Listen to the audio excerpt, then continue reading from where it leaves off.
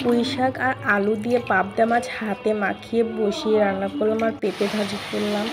আর আমার ছেলে মেয়ের জ্বর আর ঠান্ডা, প্রচুর ছেলে মেয়ের জ্বর ঠান্ডা, তারা তো খেতেই চাচ্ছে না ভাত তেমন। হ্যালো এভরিওয়ান, আসসালামু আলাইকুম। সবাই কেমন আছেন? আশা করি আপনারা ভালো আছেন। আল্লাহর রহমতে আমরাও ভালো আছি। এই যে দুপুরে রান্নাবান্না করার জন্য চলে আসছি। আজকে পুঁইয়ের শাক দিয়ে আলু দিয়ে হাতে মাখিয়ে পাবদা মাছ দিয়ে রান্না করবো। সেই জন্য পুঁইয়ের শাকটা কেটে ধুয়ে নিয়েছি, আলুটাও একসঙ্গে কেটে নেওয়া হয়েছে। এখন ধুয়ে নিলাম শাক আর আলুটা একসঙ্গে। আর শাক আর আলুটা ধুয়ে নেওয়ার পরই তারপরে পেঁপেগুলো ধুয়ে নিচ্ছি। দেখবেন রান্না করতে কিন্তু বেশি একটা সময় লাগে না, কিন্তু সময় বেশি খরচ হয়। এই যে কেটে ধুয়ে নিতে, পেঁয়াজ কাটুরে, কাঁচামরিচ কাটো, সবজি টবজি কেটে রান্না করে এগুলো করতেই বেশি সময় লেগে যায়।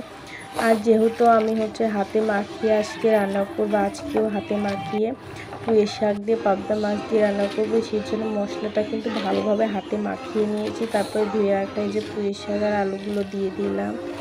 রান্নাবান্না করতে তেমন ভালো লাগতেছে না, ছেলে মেয়ে অসুস্থ। ওর বাবা থাকতেই ছেলে মেয়ের গায়ে প্রচুর জ্বর ছিল, এখন আর দেখছি জ্বর মনে হচ্ছে বেশি।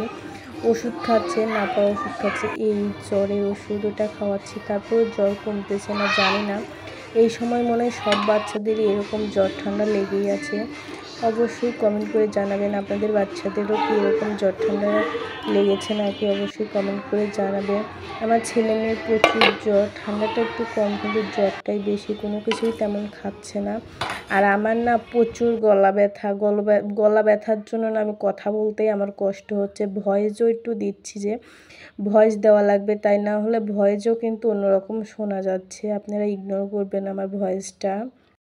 পুঁইয়ের শাকটা কিন্তু হাতে মাখিয়ে বসিয়ে দেওয়ার পরই তারপরে যে পেঁপে ভাজি করতেছি, পেঁয়াজ কাঁচামরিচটা ভেজে নেওয়ার পরই এই যে কয়েকটা পাঁচফোড়ন, তারপরে কালো জিরা, তারপরে জিরা, এগুলো দিয়ে তারপর পেঁপেগুলো দিয়ে এই যে ভেজে নিচ্ছি। সামান্য হলুদের গুঁড়া, লবণ দিয়ে পেঁপে ভাজিটা আরেক চুলায় কিন্তু এই যে পাবদা মাছ পুঁইয়ের শাক দিয়ে কিন্তু রান্নাও কিন্তু কমপ্লিট হয়ে গিয়েছে অলরেডি। এখন নামিয়ে রেখে দিব। আর আজকে রান্না করে কালকেও আমি খাবো, যেহেতু বাচ্চারাও খাচ্ছে না তেমন ওরকমভাবে, আর রান্নাবান্না আমি করব না, সেজন্য আজকে একটু বেশি করে মাছ আর এই যে ভাজিটা করে নিয়েছি, এটা দিয়ে কালকেও চলে যাবে। রান্নাবান্না কমপ্লিট করার পরই এই যে ছেলে মেয়েকে এখন খাবার খাওয়াই দিব। আগে ছেলে মেয়েকে খাবার খাওয়াই দিব, তারপরে পরে নিজে খাবো। মেয়ে তাও বা একটু খাচ্ছে, ছেলে তো ভাত মুখেই নিচ্ছে না, মনে হচ্ছে একদম না খেয়ে আছে, শুধু ওষুধ খাওয়ার সময় ওষুধ খাচ্ছে। যে ছেলে খাওয়ারটা খায়, ভাত খায়, সব কিছুই খায়, সেই ছেলে জ্বর আসার পর কোনো কিছুই তেমন খাচ্ছে না।